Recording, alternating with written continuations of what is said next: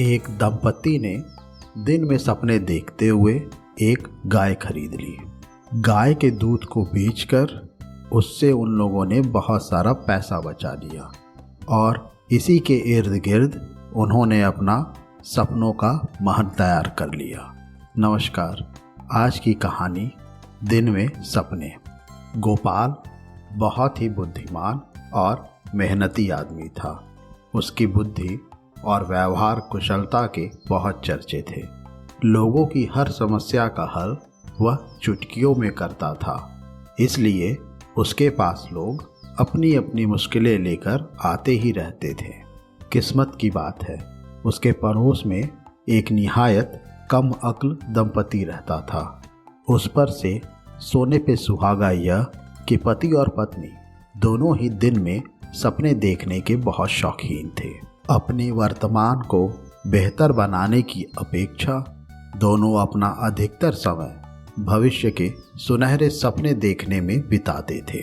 एक दिन आदमी अपनी पत्नी से बोला कि वह एक गाय खरीदना चाहता है जिससे उनके घर में दूध की नदियां बहें। बस फिर क्या था, दोनों ने एक अच्छी गाय खरीदने की योजना बना डाली और देखते ही देखते उसके सपनों में खो गए। बात करते करते उन्हें ख्याल आया कि अगर वे कुछ ज़्यादा पैसा बचाना शुरू कर दें तो जल्द ही वे एक गाय के मालिक होंगे। पर सच तो यह था कि उनकी जमा पूंजी इतनी कम थी कि निकट भविष्य में गाय खरीदना तो दूर, गाय का नाम तक नहीं ले सकते थे। पर सपने देखने के पैसे तो लगते नहीं, इसलिए पति पत्नी का गाय संवाद यूं ही चलता रहा। वे एक सुंदर व दुधारू गाय खरीदेंगे, भले ही कुछ महंगी क्यों न हो। उन्हें लगता था कि पैसे की ज़्यादा परवाह करने की कोई ज़रूरत नहीं। उन्होंने सोच लिया कि गाय काले रंग की होगी और उसका नाम होगा कमली। आदमी ने सोच लिया कि वह जल्दी से जल्दी कमली के लिए एक तबेला बनवाएगा। उसकी पत्नी भला क्यों पीछे रहती। उसने सोच लिया कि वह जल्द ही दूध दूहने और संभालने के लिए कुछ मटके खरीदेगी। आखिर उसे भी तो कमली से बहुत प्यार होगा। यही सोचते हुए अगले दिन वह बाजार पहुंच गई और कुछ अच्छे मटकों की खोज में जुट गई। काफ़ी समय की मेहनत के बाद और दुकानदार से खूब मोल भाव करके वह 5 बहुत सुंदर मटके खरीद लाई। शाम को बड़े गर्व के साथ उसने अपने पति को वे मटके दिखाए। पहले मटके में दूध, दूसरे में उससे बना मक्खन, तीसरे में छाछ और चौथे में मक्खन से बना घी रखने की बात तय हुई। दोनों ने एक बार फिर कमली प्रकरण शुरू कर दिया। वे कमली की सेवा ऐसे करेंगे, वैसे करेंगे, वगैरह वगैरह।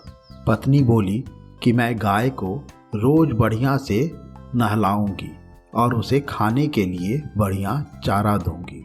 जल्द ही उनकी गाय दिन में 2 बार बहुत सारा दूध देना शुरू कर देगी। आदमी बोला कि मैं रोज उसके लिए अच्छी घास का इंतजाम करूंगा। फिर वे बचा हुआ दूध और घी बेच दिया करेंगे और जल्द ही बहुत पैसे वाले हो जाएंगे। तभी आदमी ने 5वां मटका देखा। उसने अपनी पत्नी से पूछा कि ये 5वां मटका किस लिए लाई हो। पत्नी ने हिचकिचाते हुए जवाब दिया, उस घड़े में मैं थोड़ा सा दूध डालकर अपनी बहन के घर दे आऊँगी। ऐसा सुनकर आदमी बहुत ही गुस्सा हो गया, क्योंकि उसे अपनी साली फूटी आँख नहीं सुहाती थी। चिल्लाते हुए उसने अपनी पत्नी से बोला, मुझसे बिना पूछे अपनी बहन को दूध देने की बात तुमने सोची भी कैसे।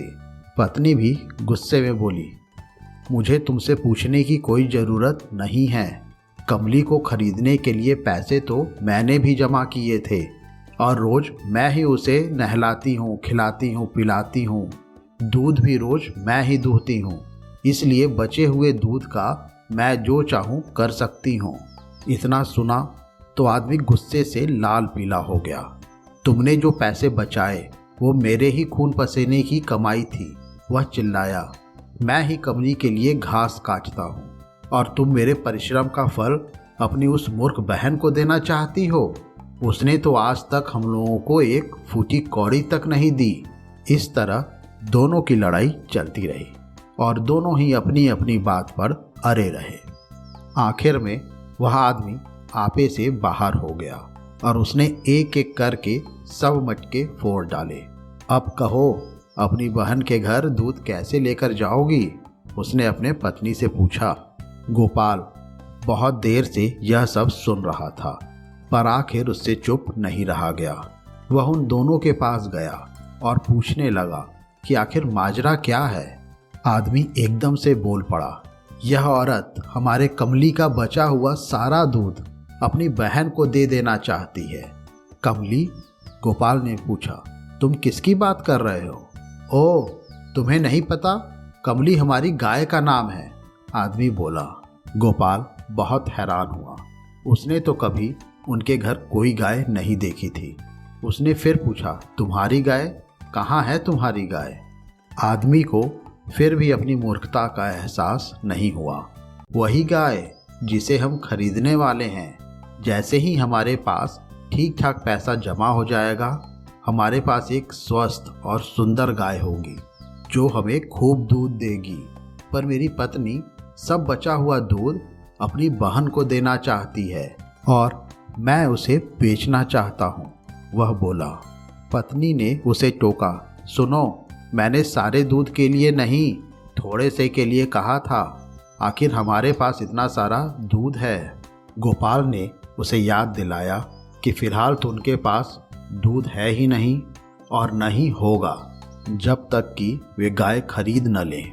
इस बार पति और पत्नी दोनों एक साथ बोले, तुम देखते जाओ, हमने पैसा बचाना शुरू कर दिया है। कमली हमारे घर बस आ ही गई समझो। जब गोपाल ने उनसे पूछा कि उन्होंने कितने पैसे जमा किए हैं, तो उसे पता चला कि उन्हें पैसे जोड़ते बस एक ही दिन हुआ है। गोपाल तो समझदार था ही, फट से जान गया कि उनके पड़ोसी फिर दिन में सपने देख रहे हैं। गोपाल ने उनकी इस बीमारी का एक झटके में इलाज करने का फैसला कर लिया। वह एकदम से चिल्लाया, अब मुझे पता चल गया है कि मेरी सब्जियों का बगीचा कौन खराब कर रहा है। इतना कहकर उसने एक डंडा उस आदमी के सर पर मार दिया। आदमी को इसकी उम्मीद नहीं थी। उसने गोपाल से पूछा कि उसने डंडा क्यों मारा।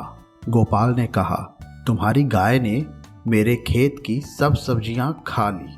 और एक बार फिर गोपाल ने घुमाकर एक और डंडा उसके सर पर दे मारा। आदमी जानता था कि गोपाल के पास कोई खेत नहीं था। कैसा खेत? कैसी सब्जियां? तुम किस खेत के बारे में बात कर रहे हो? वही खेत जो मैं बनाने वाला हूँ, गोपाल बोला। सोचता हूँ घर के पास वाली खाली जमीन में सब्जियां लगाऊं। उस आदमी की पत्नी यह सब देख रही थी। अचानक उसे गोपाल की बात समझ में आ गई और वह अपनी मूर्खता पर जोर से हंसने लगी। धीरे धीरे बात उसके पति के दिमाग में भी आ गई। दोनों ने कसम खाई कि वे फिर कभी दिन में सपने नहीं देखेंगे। अगर आप लोगों को ये कहानी पसंद आई हो तो ज़रूर हमें सब्सक्राइब और फॉलो करिए। मिलते हैं अगले हफ्ते एक और नई कहानी या किस्सों के साथ। धन्यवाद।